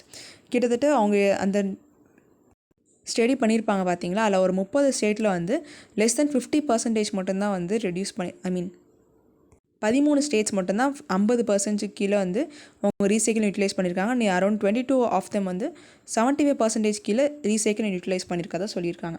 இது வந்து இந்த வேஸ்ட் மேனேஜ்மெண்ட் பற்றினா ஜஸ்ட் டீட்டெயில் பாயிண்ட். இந்த எல்லோ கலரில் மார்க் பண்ணியிருக்கேன் இல்லையா, இதுதான் வந்து நம்மளோட இந்தியா லெவல் டேட்டாக்கு தேவைப்படும். So 68% of the MSW is generated is processed and 87% of the biomedical waste is treated and then 45% of the hazardous waste was generated was recycled and utilized. இதான் அந்த important points. Next the lack of strategic voting as study of UP 2017 elections. இந்த article நம்ம எதை பற்றி பார்க்க போகிறோம்னா election and voting பிஹேவியரை பற்றி வந்து பார்க்க போகிறோம். ஒரு ஸ்டடி வந்து பண்ணியிருப்பாங்க இந்த யூபிஆர் 2017 எலெக்ஷன் வச்சு ஒரு ஸ்டடி பண்ணியிருப்பாங்க. ஸோ அதில் என்ன சொல்கிறாங்க அப்படிங்கிறத பார்க்கலாம். So why so little strategic voting in India. இதில் நம்ம ஒரு சின்ன பொலிட்டிக்கல் தியரி பற்றி பார்க்கலாம். Duverger's law and strategic voting. So in political parties, French political scientist Maurice Duverger proposes a hypothesis about the relationship between the number of parties in a country and its electoral system. இது வந்து important point because அவர் என்ன சொல்லியிருக்காருன்னா the relationship between the number of parties in a country and the electoral system. இதில் வந்து 2 case வந்து சொல்கிறாங்க. First என்ன சொல்கிறாங்கன்னு பார்த்தீங்கன்னா ஒரு சிம்பிள் மெஜாரிட்டி. ஸோ யார் வந்து அதிகமாக ஓட்டு வாங்குறாங்களோ அவங்க தான் அந்த வின்னர் அப்படிங்கிறது சிம்பிள் மெஜாரிட்டி இல்லையா. இந்த மாதிரி சிம்பிள் மெஜாரிட்டி இருக்கக்கூடிய கேசஸில் பை பார்ட்டி சிஸ்டம் இருந்தால் நல்லாயிருக்கும் அப்படின்னு வந்து சொல்கிறாங்க. இது எதனால் சொல்கிறான்னு அவர் நம்ம சின்ன எக்ஸாம்பிள் வச்சு பார்க்கலாம். ஒரு ஸ்டேட்டில் வந்து ஏபிசிடி ஒரு 4 பொலிட்டிக்கல் பார்ட்டிஸ் இருக்குதுன்னு வச்சுக்கோங்களேன். இப்போ இந்த பிங்கிறவங்க தான் வந்து பெரிய பொலிட்டிக்கல் பார்ட்டியாக இருக்க போகிறாங்க. ஓட்டெல்லாம் முடிஞ்சதுக்கப்புறம் பார்த்தீங்கன்னா they are getting around ஒரு 45% ஆஃப் த ஓட் வந்து அவங்களுக்கு கிடைக்கிது. ஸோ ரிமைனிங் எவ்வளோ 55% ஆஃப் த ஓட் அப்படிங்கிறது இருக்கு இல்லையா. அந்த 55 என்னென்னு பார்த்தீங்கன்னா இந்த 3 டிஃப்ரெண்ட் பொலிட்டிக்கல் பார்ட்டிஸில் டிஸ்ட்ரிபியூட் ஆகியிருக்கு. நீங்கள் இந்த வின்னிங் பார்ட்டியை பார்த்தீங்கன்னா they get less than 50% of the vote they are the winning party அப்படி சொல்கிறோம் இல்லையா. அதனால தான் இந்த மாதிரி சிம்பிள் மெஜாரிட்டி இருக்க பட்சத்தில் நம்ம இந்த பை பார்ட்டி சிஸ்டமை அடாப்ட் பண்ணால் பெட்டராக இருக்கும் அப்படின்னு சொல்லியிருப்பாங்க. Simple majority single ballot system favours the 2 party system. இது வந்து ஃபஸ்ட்டு அவரோட ஒரு ஹைப்போதசிஸாக இருக்குது. நெக்ஸ்ட் என்ன சொல்கிறாங்கன்னா அதே simple majority and then proportional representation அப்படி இருக்கிற பட்சத்தில் மல்டி பார்ட்டி சிஸ்டம் வந்து எஃபிஷியண்ட்டாக இருக்கும் அப்படின்னு சொல்லியிருப்பாங்க. பிகாஸ் ப்ரொபோஷனல் ரெப்ரசன்டேஷன் பற்றி நம்ம ஆல்ரெடி படிச்சிருப்போம். இந்த பிரசிடென்ட் எலெக்ஷன் அதை பற்றிலாம் பார்க்குறப்ப we know proportional representation. So இந்த 1 2 3 4 அப்படிங்கிற ப்ரிஃபரன்ஸ் வந்து ஒரு பர்டிகுலர் கேண்டிடேட் கொடுப்போம் இல்லையா. மல்டி பார்ட்டி சிஸ்டம் அப்படி இருக்கிற பட்சத்தில் நம்ம இந்த மாதிரி கொடுக்கலாம். ஸோ ப்ரொபோஷனல் ரெப்ரசன்டேஷன் இருந்துச்சுன்னா அது வந்து பெட்டராக இருக்கும் rather than the single ballot system. இந்த ரெண்டு கேஸில் இருக்க ஹைப்போதிசிஸ் தான் டூவர்கரோட பொலிட்டிக்கல் லாவில் வந்து சொல்லியிருப்பாங்க. இப்போ நம்ம கண்ட்ரியில் பார்த்திங்கன்னா நிறைய ஸ்டேட்ஸில் வந்து மல்டி பார்ட்டிஸ் இருக்காங்க. ஆனால் நம்மளோட ஓட்டிங் சிஸ்டம் என்ன மாதிரி இருக்கும், simple majority single ballot system தான் இருக்கும். இப்போது இந்த மாதிரி இருக்கனால இட் இஸ் இன்எஃபிஷியன்ட் அப்படின்னு சொல்லிட்டு இந்த ஆத்தர் வந்து சொல்லியிருப்பாங்க. And ideally strategic voting must take place wherein a voter despite feeling close to a political party votes for a different party as they feel that the later party has a better chance of winning. So இந்த ஓட்டரோட behaviour பற்றியும் ஒரு point சொல்லியிருப்பாங்க இந்த strategic ஓட்டிங்கிற point. இப்போ என்னென்னா ஒரு ஏங்கிற person இருக்காருன்னு வச்சுக்கோங்களேன். And then 1 and 2 2 political party வந்து இருக்குது. இவருக்கு வந்து என்ன தான் இந்த பார்ட்டி 1 மேலே இந்த க்ளோஸ்னஸ் அவங்களோட பிரின்சிபல்ஸ்லாம் பிடிச்சிருந்தாலுமே இந்த பார்ட்டி 2 தான் ஜெயிப்பார் அப்படிங்கிற ஒரு விஷயத்தில் he is voting for the party 2. ஏன்னா இந்த இவருக்கு ஓட்டு போட்டு இவங்களோட ஓட்டு வேஸ்ட்டாக போயிடக்கூடாது அப்படிங்கிற பட்சத்தில் the person is voting for the party 2 irrespective of its closeness to party 1. அதுதான் வந்து இந்த ஸ்ட்ராட்டஜிக் ஓட்டிங் வந்து சொல்ல வராங்க. That strategic voting was almost non-existent in the state. Voters are expected to strategize their votes, keeping aside their attachment to a party when they feel that their vote would be wasted because their party is unlikely to win in their constituency. So நமக்கு தெரிஞ்ச நல்லா இந்த party வந்து win பண்ணாது அப்படின்னு நம்மளே வந்து யோசிச்சுட்டு we are assuming. ஸோ எந்த பார்ட்டி வின் பண்ணும் அப்படின்னு நினைக்கிறோமோ அவங்களுக்கு வந்து ஓட் பண்ணிடும். பிகாஸ் நம்மளோட ஓட் வந்து வேஸ்ட்டாக போயிடக்கூடாது அப்படிங்கிற பட்சத்தில் வந்து பண்ணிட்டு இருக்கதா சொல்லியிருக்காங்க. இது வந்து ஒருத்தரோட பெர்ஸ்பெக்டிவாக இருக்குது. இன்னொருத்தவங்க என்ன ஒரு பொலிட்டிக்கல் தியரிஸ்டோட பெர்ஸ்பெக்டிவ் ஸ்ட்ராட்டஜிக் ஓட்டிங் பொறுத்தவரை என்னவாக இருக்குன்னா சிலர் வந்து இந்த ஸ்ட்ராட்டஜிக் ஓட்டிங்னால தான் பயாஸ்டாக இருக்காங்க. அவங்க எந்த பொலிட்டிக்கல் பார்ட்டியை வந்து ப்ரிஃபர் பண்ணுறாங்களோ அவங்களுக்கு வந்து ஓட் பண்ணிடுறாங்க. ஸோ அவங்களோட பிரின்சிபல்ஸ் வந்து நல்லா இருக்குது இல்லை நல்லா இல்லை அப்படின்னாலும் சரி அவங்களுக்கு எந்த பார்ட்டி வந்து ப்ரிஃபர் பண்ணுறாங்களோ they are voting for that particular party அப்படின்னு சொல்லியிருக்காங்க. இதான் இந்த ஸ்ட்ராட்டஜிக் ஓட்டிங்லேயே பார்த்தீங்கன்னா நிறைய டிஃப்ரெண்ட் டைப்ஸ் ஆஃப் பாயிண்ட்ஸ் வந்துருக்கு. ஒருத்தர் வந்து பயாஸாக இருக்கனால வந்து பண்ணுறாங்கன்னு சொல்கிறாங்க. இன்னொருத்தர் என்னென்னா நம்ம அசியூம் பண்ணுற பார்ட்டி தான் வந்து வின் பண்ணும் அப்படிங்கிற பட்சத்தில் they are voting for that party. So இதில் வந்து டைப்ஸ் ஆஃப் voters அப்படின்னு சொல்கிறாங்க. among all the voters there are 2 types of voters who cannot vote strategically. நம்ம இதில் என்ன 2 பாயிண்ட் பார்க்க போகிறோம்னா those who vote strategically and those who not vote strategically. இந்த cannot vote strategically பார்த்தீங்கன்னா ஒரு 2 கேட்டகரியாக பிரிக்கிறாங்க. ஒன்று வந்து அன்அட்டாச்சு voters, இன்னொருத்தர் வந்து கன்ஸ்ட்ரெயின்டு voters. இந்த அன்அட்டாச்சு voters அப்படின்னா சரி யாருக்கோ ஒருத்தருக்கு வந்து போட்டு போவோம் அப்படிங்கிற மாதிரி இருப்பாங்க இல்லையா, அதான் வந்து அன்அட்டாச்சு voters அப்படின்னு சொல்கிறாங்க. அண்ட் கன்ஸ்ட்ரெயின்டு voters அப்படிங்கிறவங்க யாருன்னா ஒரு ஓட்டு வந்து இருக்காங்க, அவர் வந்து இப்போ பார்ட்டி 1க்கு வந்து சப்போர்ட் பண்ணுறாங்கன்னு வச்சுக்கோங்களேன். அவரோட பர்டிகுலர் கான்ஸ்டிடுவன்சியில் அந்த பார்ட்டி 1 வந்து நிற்காத காரணத்தினால யாரோ ஒருத்தருக்கு ஓட்டு போட போகிறோம் அப்படிங்கிறவங்க தான் இந்த கன்ஸ்ட்ரெயின்டு voters. ஸோ இந்த நான் ஸ்ட்ராட்டஜிக் voters 2 டைப்ஸ் சொல்லியிருக்காங்க. அண்ட் தென் ஸ்ட்ராட்டஜிக் voters பார்த்தீங்கன்னா ஒரு 4 சப் கேட்டகரி. ஒன்று வந்து சின்சியர், எக்ஸ்ப்ரெசிவ், இன்சின்சியர் voter. அண்ட் 4வது வந்து strategic voter. So sincere voter யாருன்னு பார்த்தீங்கன்னா அவங்க யாரை வந்து ப்ரிஃபர் பண்ணுறாங்க, ஸோ எந்த பொலிட்டிக்கல் பார்ட்டி ப்ரிஃபர் பண்ணுறாங்களோ அவங்களுக்கு தான் வந்து so irrespective of the principles they will be voting for them. Next வந்து எக்ஸ்பிரசிவ் ஓட்டர் அப்படின்னா அவங்க ப்ரிஃபர் பண்ணுற பொலிட்டிக்கல் பார்ட்டி வந்து தோற்றே போனாலும் பரவாயில்ல, நான் அவங்களுக்கு தான் ஓட் பண்ணுவேன் அப்படின்னு பண்ணுவாங்க இல்லையா, ஸோ அதை வந்து எக்ஸ்பிரசிவ் ஓட்டர். நெக்ஸ்ட்டு இன்சின்சியர் ஓட்டர் யார் அப்படின்னா ஸோ அவங்களோட ப்ரிஃபர்ட் பார்ட்டி வந்து there is a possibility win பண்ணுவாங்க அப்படின்னு அவருக்கு வந்து தெரியும், பட் இருந்தாலும் அதோட ஆப்போசிட் பார்ட்டிக்கு வந்து ஓட் பண்ணுவாங்க, அது வந்து இன்சின்சியர் ஓட்டர். அண்ட் ஸ்ட்ராட்டஜிக் ஓட்டர் இதான் வந்து லாஸ்ட்டாக சொல்கிறாங்க பாருங்கள், who believes that their preferred party is unlikely to win and thus votes for another party. So இப்போ இந்த பர்சன் இருக்காருன்னு வச்சுக்கோங்களேன், இந்த பார்ட்டி 1 தான் வந்து இவரோட ப்ரிஃபர்ட் பார்ட்டியாக இருக்குது, ஆனால் இந்த பார்ட்டி 2 தான் ஜெயிப்பாங்கன்னு தெரியும், அதனால் இவர் என்ன பண்ணுவார்னா இந்த பார்ட்டி 2க்கு அவரோட ஓட்டை வந்து கொடுத்துருவார். And he is called as a strategic voter. So யூபியில் பார்த்தீங்கன்னா நிறைய பேர் இந்த ஸ்ட்ராட்டஜிக் ஓட்டிங்கிறது இல்லை அப்படின்னு வந்து சொல்லியிருக்காங்க. நிறைய பேர் வந்து அவங்க எந்த பார்ட்டி ப்ரிஃபர் பண்ணுறாங்களோ அந்த மாதிரி தான் ஓட்டிங் நடந்திருக்கு. ஸோ இது வந்து ஒரு பேன் இண்டியா ஃபினோமினா அப்படின்னு கேட்டால் வந்து கிடையாது. ஸோ டிஃப்ரெண்ட் ஸ்டேட்ஸில் வந்து அந்த பொலிட்டிக்கல் பார்ட்டிஸ் எந்த மாதிரி இருக்குது அண்ட் தென் அதை பேஸ் பண்ணி தான் ஓட்டிங் அப்படிங்கிறது இருக்குன்னு சொல்லியிருப்பாங்க. இதுக்கு சின்ன எக்ஸாம்பிள் என்ன, தமிழ்நாடு அண்ட் கேரளா பற்றி சொல்லியிருப்பாங்க. இப்போது கேரளாவில் மக்களோட ஓட்டிங் பிஹேவியர் என்ன மாதிரி இருக்குது அப்படின்னா, இந்த ஸ்மாலர் ரீஜனல் பார்ட்டிஸ் இண்டிபெண்டன்ட் கேண்டிடேட்ஸ்லாம் வந்து இந்த பஞ்சாயத்து ஜெனரல் பாடி எலெக்ஷனில் அவங்களுக்கு ப்ரிஃபரன்ஸ் பண்ணுறாங்க. ஸோ அது வந்து பஞ்சாயத்து எலெக்ஷனில் இண்டிவிஜுவல் கேண்டிடேட்ஸ்க்கு அதிக ப்ரிஃபரன்ஸ் இருக்குது கேரளாவை பொறுத்தவரையும். அண்ட் செகண்ட் என்ன அப்படின்னா, இந்த நம்ம ஸ்டேட் அசம்பிளி எலெக்ஷனில் வந்து ஸோ நம்ம ஸ்டேட் லெவலில் எந்த பொலிட்டிக்கல் பார்ட்டிக்கு பெரிய அளவில் நல்லா பண்ணுறாங்களோ அந்த பார்ட்டிக்கு வந்து ஓட் பண்ணுறாங்க. அண்ட் தேர்ட், லோக்சபா எலெக்ஷனில் வரப்போ என்ன மாதிரி அவங்க பண்ணுறாங்கன்னா, யாருக்கு எந்த பர்டிகுலர் பார்ட்டிக்கு நேஷ்னல் பார்ட்டிஸோட நல்ல பெட்டர் கம்யூனிகேஷன் இருக்கோ அவங்களுக்கு வந்து ஓட்டிங் நடக்குது. So each and every state has its own phenomena இந்த ஓட்டிங் பிஹேவியர் அப்படின்னு சொல்லியிருக்காங்க. ஸோ இதுலேருந்து என்ன தெரிய வருது அப்படின்னா, இந்த பொலிட்டிக்கல் அவேர்னஸ் அப்படிங்கிறது ரொம்பவே முக்கியமாக இருக்குது, அதை பொறுத்து தான் இந்த ஓட்டிங் நடந்துகிட்ருக்குன்னு சொல்லியிருக்காங்க. ஸோ ஓவரால் இந்த ஆர்டிக்கல் வந்து நம்ம இந்த பொலிட்டிக்கல் லா டிவர்ஜஸோட லா பற்றி பார்த்துருந்தோம். அதோட ஹைப்போதிசிஸ் அந்த relationship between the number of parties in a country and its electoral system and then types of voters என்ன மாதிரி இருக்காங்க, ஸ்ட்ராட்டஜிக் ஓட்டிங்னா என்ன, அண்டு எல்லா ஸ்டேட்ஸ்லையுமே நம்ம இந்தியாவில் ஒரே மாதிரி அந்த ஓட்டிங் பிஹேவியர் இருக்கா இல்லையா அதை பற்றி தான் பார்த்துருக்கோம். ஸோ நெக்ஸ்ட் என்னென்னா கிளைமேட் சேஞ்ச் ஜென்ரேஷன். ஸோ இந்த கிளைமேட் சேஞ்ச் ஜென்ரேஷன் என்ன வந்து சொல்லியிருப்பாங்கன்னா, நான் இப்போ இருக்கக்கூடிய ஜென்ரேஷன் கிட்ஸ் இருக்காங்க இல்லையா, அவங்களுக்கு வந்து இந்த கிளைமேட் சேஞ்ச் பற்றி நிறைய அவேர்னஸ் வந்து கொண்டு வரணும். அண்ட் அவங்களுக்கான ஸ்கூல்ஸும் வந்து பார்த்திங்கன்னா நம்ம அந்த இன்ஃப்ராஸ்ட்ரக்சர் பில்ட் பண்ணுறோம் இல்லையா, அது வந்து கிளைமேட் ரெசிலியண்ட்டாக இருக்கணும் அப்படின்னு வந்து சொல்லியிருக்காங்க. இதில் வந்து 3 இம்பார்ட்டன்ட் பாயிண்ட் சொல்கிறாங்க, என்னென்னு பார்க்கலாம். ஸோ இந்த காலத்து ஜென்ரேஷனை பொறுத்தவரைக்கும் first, school closures during the pandemic have led to learning deficit that getting reflected in the reduced test scores. இப்போ பார்த்தீங்கன்னா இப்போ இந்த பேண்டமிக் டைமில் நிறைய ஸ்கூல்ஸ் வந்து க்ளோஸ் பண்ணியிருந்தாங்க. அப்போது அந்த லேர்னிங் எபிலிட்டிஸில் கொஞ்சம் லேகிங்காக இருந்தாங்க. ஆனால் அதுக்கப்புறம் மறுபடியும் ரீவைவ் பண்ணுறதுக்கு ரொம்பவே கஷ்டமாக இருந்துச்சு இல்லையா, அதை பற்றி இங்கே சொல்லியிருக்காங்க. அதை சப்போர்ட் பண்ணுற மாதிரி டேட்டா பாயிண்ட் பார்த்தீங்கன்னா, this will likely impact the productivity and per capita income levels in the long term. 1 year of school closures could reduce GDP levels by anywhere from 1.1 to 4.7% by the mid-century. So ஓஇசிடியோட ஒரு பேப்பரில் என்ன சொல்லியிருக்காங்கன்னா, இந்த மாதிரி 1 year of school closureனால இந்த productivity லெவல்லேருந்து வரக்கூடிய நம்ம GDP இருக்கும் இல்லையா, அது வந்து 1.1லேருந்து 4.47% வரைக்கும் குறையிற மாதிரி இருக்குன்னு சொல்லியிருக்காங்க. நெக்ஸ்ட் செகண்ட் பாயிண்ட் என்ன சொல்லியிருக்காங்கன்னா, climate impacts are already disrupting children's learning and well-being globally. இப்போது நிறைய ஹீட் வேவ்ஸ் இருக்குதுன்னு வச்சுக்கோங்களேன், குழந்தைங்களுக்கு வந்து அதிக டிசீசஸ் வரும். இப்போவே பார்த்தீங்கன்னா நிறைய குழந்தைங்களுக்கு சீக்கிரமாக உடம்பு சரியில்லாமல் போயிடுது. They are not having that much இம்யூனிட்டிலாம் இருக்கு இல்லையா, இதனால் அவங்களோட எஜுகேஷன் வந்து கொஞ்சம் கொஞ்சமாக அந்த ப்ரொடக்டிவிட்டி லெவலேருந்து குறையுது. ஸோ அதுக்கான அந்த ப்ராப்பர் இன்ஃப்ராஸ்ட்ரக்சர் ஃபெசிலிட்டியை நம்ம ஏற்படுத்தி தரணும். அண்ட் ஹெல்த் அண்ட் சானிடேஷனை பார்த்துக்கணும். அண்ட் தேர்ட் பாயிண்ட் என்ன சொல்ல வராங்க அப்படின்னா, the lived experiences of climate induced disasters and anxiety about the future are causing despair and dread among young people. So இப்போ பார்த்தீங்கன்னா வருங்காலத்தில் வந்து கிளைமேட் சேஞ்ச்னால இந்த இம்பாக்ட் வருமோ அது வருமோன்னு சொல்லிட்டு it is creating hopelessness in the youngsters mind அப்படின்னு சொல்லியிருக்காங்க. ஸோ அதனால் நம்ம ஒரு கிளைமேட் ரெசிலியன்ட் எக்கானமியை வந்து வளர்க்குறதுக்கு பெரிய லெவலில் ஸ்கீம்ஸ் இம்ப்ளிமெண்ட் பண்ணுறது மட்டும் இல்லாமல் இந்த காலத்து ஜென்ரேஷனுக்கும் இதை பற்றின நிறைய அவேர்னஸ் வந்து கொடுக்கணும். அண்ட் நிறைய இந்த இக்கோ ஃப்ரெண்ட்லி ஆண்டர்ப்ரனர்ஷிப்பை அவங்க அடாப்ட் பண்ணுறதுக்கும் நிறைய ஹெல்ப் பண்ணணும்னு சொல்லியிருக்காங்க.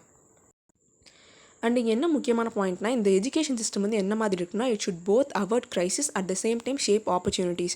ஸோ இந்த சஸ்டைனபிலிட்டி வந்து மெயின்டைன் பண்ணணும், at the same time shape ஆப்பர்ச்சுனிட்டிஸும் வந்து நிறைய ஸ்டூடெண்ட்ஸ்க்கு வந்து கொடுக்கணும் அப்படின்னு சொல்லியிருப்பாங்க. At a national level a strong enabling framework for climate resilient education system could cover matters from curricular to nutrition to school building course in a climate change world. இது என்னென்னா, நம்ம அவங்களோட எஜுகேஷன் கரிக்குலம் ஆகட்டும், ஆர்எல்ஸ் nutritional support ஆகட்டும், அந்த school building course, இது எல்லாமே வந்து இந்த எஜுகேஷன் சிஸ்டமில் நம்ம சேஞ்ச் பண்ண வேண்டியிருக்கு அப்படின்னு சொல்லியிருப்பாங்க. ஸோ நிறைய இன்ஃப்ராஸ்ட்ரக்சர் இன்வெஸ்ட்மெண்ட் வேண்டியிருக்கும். இந்த ராஜஸ்தான்லேயோ இல்லை குஜராத்லேயோ அந்த டெசர்ட் ரீஜன் வந்து ஒரு ஸ்கூல் பில்ட் பண்ணியிருப்பாங்க. ஒரு ஆர்கிடெக்ட் ஒரு ஓவல் ஷேப்பில் இந்த மாதிரி இருக்கும். நீங்கள் யூடியூப்பில் பார்த்தீங்கன்னா தெரியும். அந்த நேம் வந்து எனக்கு சரி ஞாபகம் இல்லை. அதில் என்ன சொல்லியிருப்பாங்கன்னா, அந்த ஆர்கிடெக்ட் வந்து அது எந்த விதத்தில் பில்ட் பண்ணியிருப்பாங்கன்னா, ரொம்பவே அந்த டெசர்ட் ரீஜன்லேயும் கொஞ்சம் இந்த காற்றோட்டமாக இருக்க மாதிரி ஸ்டூடெண்ட்ஸ்க்கு வந்து கம்ஃபர்டபுளாக இருக்கிற மாதிரியான அந்த ஆர்கிடெக்சர் வந்து பில்டிங் பில்ட் பண்ணியிருப்பாங்க. ஸோ அது வந்து நம்ம இன்ஃப்ராஸ்ட்ரக்சர் இன்வெஸ்ட்மெண்ட்டுக்கான எக்ஸாம்பிள் எடுத்துக்கலாம். அண்ட் அது மட்டும் இல்லாமல் children should be able to access clean water and nutritious food. இப்போ வந்து உங்களுக்கு இந்த வாட்டர் அண்ட் நியூட்ரிஷியஸ் ஃபுட் இருந்தால் தானே உங்களோட ஹெல்த் வந்து பெட்டராக இருக்கும், அதை சொல்லியிருப்பாங்க. And then curricular can be infused with scientific and technical know how alongside indigenous and local knowledge. So நம்மளோட இண்டிஜினஸ் அண்ட் லோக்கல் நாலேஜ் மட்டும் இல்லாமல் இந்த education system should be infused with the scientific and technical knowledge. And அது மட்டும் இல்லாமல் நிறைய நான் governmental ஆர்கனைசேஷன்ஸோட இன்வால்வ்மெண்ட்டும் இதில் இருந்தால் பெட்டராக இருக்கும் அப்படின்னு சொல்லியிருக்காங்க. அதுக்கான எக்ஸாம்பிள் என்னென்னா, these efforts range from the buffer zone of Kanha National Park, where the Baiga and Gond students are learning about the potential of integrative biodiversity conservation. இந்த buffer zone of Kanha national பார்க்கில் அங்கே என்னன்னு பார்த்தீங்கன்னா, Baiga and Gond students வந்து இந்த integrating biodiversity கன்சர்வேஷனை பற்றி தெரிஞ்சுக்கிறாங்க. அது மட்டும் இல்லாமல் ரீஜெனரேட்டிவ் அக்ரிகல்ச்சர் இது எல்லாமே வந்து இந்த என்ஜிஓஸோட சப்போர்ட்னால அவங்க கற்றுக்கிட்டு இருக்காங்க. ஸோ இதே மாதிரி நிறைய ரீஜன்ஸில் ஸ்டூடெண்ட்ஸ்க்கு இதை பற்றி அவேர்னஸ் வந்து க்ரியேட் பண்ணணும். ஜஸ்ட் எஜுகேஷன் பேஸ்டாக மட்டும் இல்லாமல் நம்ம வந்து படித்தோம் அந்த ஜாப்க்கு போனோம் அந்த மாதிரி மட்டும் இல்லாமல் it should be the foster critical thinking. ஏன்னா வருங்காலத்தில் வரக்கூடிய இஷ்யூஸ்லாம் பார்த்தீங்கன்னா it will be highly complex. அந்த காம்ப்ளெக்ஸான இஷ்யூஸ்க்கு நம்ம ஒரு இன்டெகிரேட்டட் மல்டி ஸ்லாங் அப்ரோச் இருந்தால் மட்டும்தான் அந்த இஷ்யூஸ்லாம் நம்மளால் டேக்கிள் பண்ண முடியும். ஸோ அந்த மாதிரி இருக்குன்னா கிரிட்டிக்கல் திங்கிங் வந்து ஸ்டூடெண்ட்ஸில் நிறையா நம்ம வந்து ஃபாஸ்டர் பண்ணணும் அப்படின்னு சொல்லியிருக்காங்க. அண்ட் அல்டிமேட்லி என்ன சொல்லியிருக்காங்கன்னா, ஜஸ்ட் இந்த ஷார்ட் டேர்ம் அப்ரோச்சஸ் மட்டும் நமக்கு பாசிபிளாக இருக்காது. இந்த மாதிரி கிளைமேட் ரெசிலியன்ட் ஜென்ரேஷன் வந்து கொண்டு வரணும்னா, ஸோ நம்ம வந்து ஒரு லாங் டேர்ம் அப்ரோச் வந்து கொண்டு வரணும்னு சொல்லியிருப்பாங்க. அல்டிமேட்லி இந்த ஆர்டிக்கலில் என்ன அவங்க சொல்லக்கூடிய முக்கியமான பாயிண்ட் என்னென்னா, ஸோ நம்ம இந்த காலத்தில் இருக்கக்கூடிய ஜென்ரேஷனுக்கு கிளைமேட் சேஞ்ச் பற்றின அவேர்னஸ் கொண்டு வரணும். அண்ட் அவங்களோட எஜுகேஷன் வந்து ப்ராப்பராக நடக்கிற அளவுக்கு வி ஷுட் சப்போர்ட் தெம் அப்படின்னு வந்து சொல்லியிருப்பாங்க. இப்போ பார்த்தீங்கன்னா இந்த நார்த் ஈஸ்டர்ன் ரீஜனில் இந்த வைல்டு மீட்லாம் இருக்குது இல்லையா, இப்போ ஜெனரலாக வந்து சிக்கன் மட்டன் வந்து சாப்பிடுவாங்க. பட் நிறையா ஸ்பெசிஃபிக் ரேர் ஸ்பீசிஸோடைய மீட்டுக்கு வந்து அவங்க இந்த ஏலம் எடுக்கிறது, இந்த டிக்கெட் வந்து கொடுக்குறது அப்படின்னு சொல்கிறாங்க. என்னென்னா, ஒரு வைல்டு ஸ்பீசிஸ் வந்து இருக்குமோ அதோட மீட் வந்து வேணும்னா அந்த ரீஜனில் ஒரு பர்டிகுலர் பர்சன் வந்து டிக்கெட்ஸ் வந்து சேல் பண்ணுவாங்களாம். ஸோ இந்த அனிமலோட மீட் அப்படின்னா 100 rupees பெர் டிக்கெட் அப்படின்னு சொல்லிட்டு சொல்லுவாங்களாம்.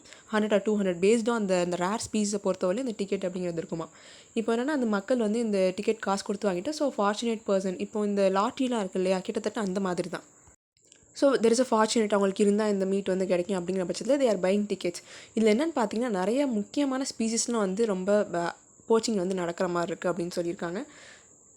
So reports of wild animals dead or alive being offered as prizes for raffle draws. Ukhrul is about 80 km northeast from the state of capital Impal. So மணிப்பூரோட capital Imphal இருக்கு இல்லையா, அந்த ரீஜன்லேருந்து கொஞ்சம் தூரத்தில் உக்ரூல் அப்படிங்கிற இடம் இருக்குது. அங்கே வந்து இந்த ராஃப்லிங் வந்து நடந்திருக்குன்னு சொல்லியிருக்காங்க. The larger or rarer the bird or animal or body part the higher the price of the ticket. So இதனால் பார்த்திங்கன்னா நிறைய ஸ்பீசிஸ் வந்து அழிஞ்சு போகிறதுக்கு வாய்ப்புகள் இருக்குது. அது வந்து இது நம்ம அலோவ் பண்ணக்கூடாது, பிகாஸ் நம்ம கன்சர்வ் பண்ணணும் இல்லையா. இந்த மாதிரி மீட்டில் என்னென்னு பார்த்தீங்கன்னா என்னென்ன அனிமல்ஸ் ஆர் பேர்ட்ஸ் இன்வால்வ் ஆகுதுன்னா, வைல்டு போர்ஸ், டீர் இதோட மீட்டு, and animals just bit wrong இது வந்து ஒரு அர்போரியல் மேமர், இதுக்கு பியர் கேட் அப்படிங்கிற ஒரு நேமும் இருக்குது. And squirrels, flying foxes are bats. அப்புறம் பேர்ட்ஸ் என்ன மாதிரியான பேர்ட்ஸ்னால் grey sided thrush and tragopans officially called horned pheasants. அப்புறம் பார்த்தீங்கன்னா Blyth tragopan is state bird of adjoining Nagaland. So நாகாலாண்டோட ஸ்டேட் பேர்ட் வந்து பிளித் ட்ராகோபான், அதையும் வந்து இந்த மாதிரி மீட்காக வந்து சேல் பண்ணிட்டுருக்காங்க அப்படின்னு சொல்லியிருக்காங்க. ஸோ இந்த புட்டசுவாமி அந்த கேஸில் வந்து என்ன சொல்லியிருப்பாங்கன்னா, ஆர்டிகல் 21 கீழே, அதாவது right to life and personal liberty கீழே தான் ரைட் டு ப்ரைவசி அப்படிங்கிறது வரும். ஸோ அதை மென்ஷன் பண்ணுறதுக்காக தான் மென்ஷன் கொடுத்துருக்கோம். And wet leasing. So wet leasing அப்படின்னு என்னென்னா, பிளேன் இருக்கு இல்லையா, அந்த பிளேனோட அந்த ஆப்ரேட்டிங் க்ரூ அந்த இன்ஜினியர்ஸ் எல்லாத்தோடையும் அந்த லீஸுக்கு கொடுத்துருவாங்க. வேற ட்ரை லீசிங் அப்படின்னு என்னென்னா, ஜஸ்ட் அந்த ஏர்க்ராஃப்ட்டை மட்டும் தான் ரெண்ட்டுக்கு கொடுப்பாங்க. ஸோ இது டெர்மினாலஜி ஜஸ்ட் தெரிஞ்சுக்கிறதுக்காக மென்ஷன் பண்ணியிருக்கோம். அண்ட் நெக்ஸ்ட்டு UNDP வந்து என்ன பண்ண போகிறாங்கன்னா, இந்த வேஸ்ட் செக்ரிகேஷன் ஒர்க்கர்ஸ் இருக்காங்க இல்லையா, அவங்களுக்கு வந்து நிறைய சப்போர்ட்டிவாக இருக்கணும் அப்படிங்கிறதுக்காக ஒரு ப்ரோக்ராம் வந்து ஒரு இனிஷியேட்டிவ் வந்து பண்ணியிருக்காங்க. ஸோ இதன் மூலியமாக வந்து இந்த வேஸ்ட் செக்ரிகேஷனில் இன்வால்வ் ஆகியிருக்காங்க இல்லையா, முக்கியமாக சஃபாய் சாத்திஸ் ஆர் வேஸ்ட் பிக்கர்ஸ் அப்படின்னு சொல்லுவாங்க. அவங்களுடைய ஒர்க்கிங் மாடல் வந்து இன்ஃபார்மல் செக்டராக தான் இருந்துருக்கு இல்லையா. ஸோ இதை வந்து ஃபார்மல் செக்டராக வந்து மாற்றணும் அப்படிங்கிறதுக்காக தான் இந்த இனிஷியேட்டில் ஒர்க் பண்ணிட்டுருக்காங்க. ஸோ இந்த இனிஷியேட்டிவ் கீழே வந்து என்ன பண்ணுவாங்கன்னா, இந்த ஜன்தன் யோஜனா அவங்களுக்கான அக்கௌண்ட் வந்து கிரியேட் பண்ணி தருது, அந்த Aadhaar cards creation, Ayushman Bharat, pension scheme and scholarship for children, இது எல்லாமே வந்து அவங்க சப்போர்ட் பண்ண போகிறதா UNDP வந்து சொல்லியிருக்காங்க. Next device which can convert and any normal bed into ICU to be deployed in 6 states. இப்போ இந்த பேண்டமிக்கில் வந்து பார்த்திங்கன்னா நிறைய பேருக்கு கோவிட் வந்தனால இந்த பெட்டு நிறைய பேருக்கு கிடைக்கல, இந்த ஐசியூ வார்டில் வந்து இடம் இல்லை அப்படிங்கிற மாதிரி இஷ்யூஸ் வந்தது இல்லையா. இப்போ வந்து ரீசெண்டாக என்ன டோசி அப்படிங்கிறது contactless remote vital parameter monitoring device which can convert any normal bed into a step down ICU will be deployed in 6 states. So ஒரு நார்மல் பெட்டையுமே வந்து ஒரு ஸ்டெப் டவுன் ஐசியூ வந்து அவங்க சேஞ்ச் பண்ண முடியும் அப்படின்னு வந்து சொல்லியிருக்காங்க using this contactless remote vital parameter monitoring device.